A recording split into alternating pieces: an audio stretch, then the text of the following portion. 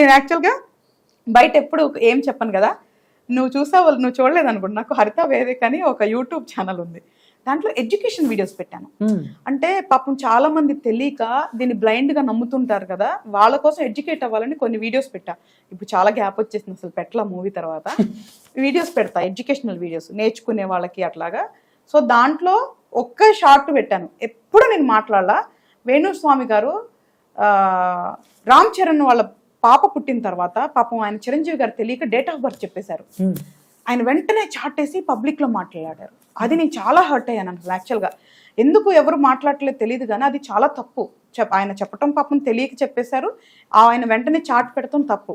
చిన్నప్పుడు మాకు అసలు నిజంగా శాస్త్రం తెలిసిన వాళ్ళైతే 12 సంవత్సరాల వరకు జాతకాన్ని ఎక్కువ చదవకూడదు, చూడకూడదు. చాట్ వేసి పెట్టుకొని ఎలా ఉంటుందో హెల్త్ పరంగా చూసుకొని లోపల పెట్టేస్తాం. 12 సంవత్సరాల తర్వాత మళ్ళీ అప్పుడు అధ్యయనం చేయటం మొదలు పెడతాం. ఈ లోపల అంటే బాల అరిష్టం అనేది ఉంటుంది, అలా చూడకూడదని మనకి శాస్త్రం చెప్పింది. సో అది మనం రెస్పెక్ట్ చేస్తాం.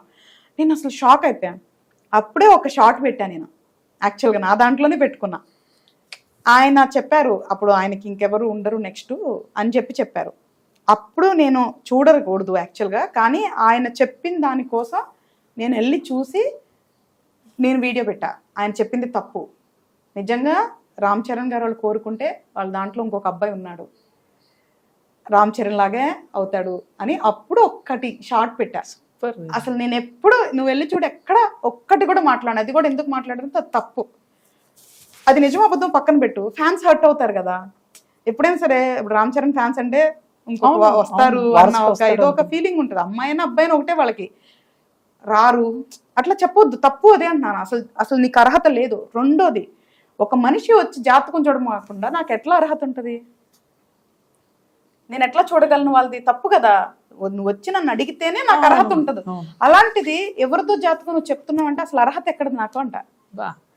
కానీ హరితక్క ఫ్లోలో ఒక నిజం చెప్పింది. సో రామ్ చరణ్ గారి జాతకంలో ఇంకో అబ్బాయి ఉన్నాడు అని చెప్పి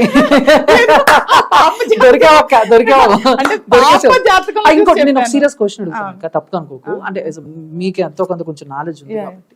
సో ఫస్ట్ నుంచి కూడా మామూలుగా రామ్ చరణ్ గారి కూతురు గురించి మాట్లాడడం, లేకపోతే తన పేరు ఇవన్నీ, బట్ పాప మొహాన్ని అక్కడ చూపించట్లేదు.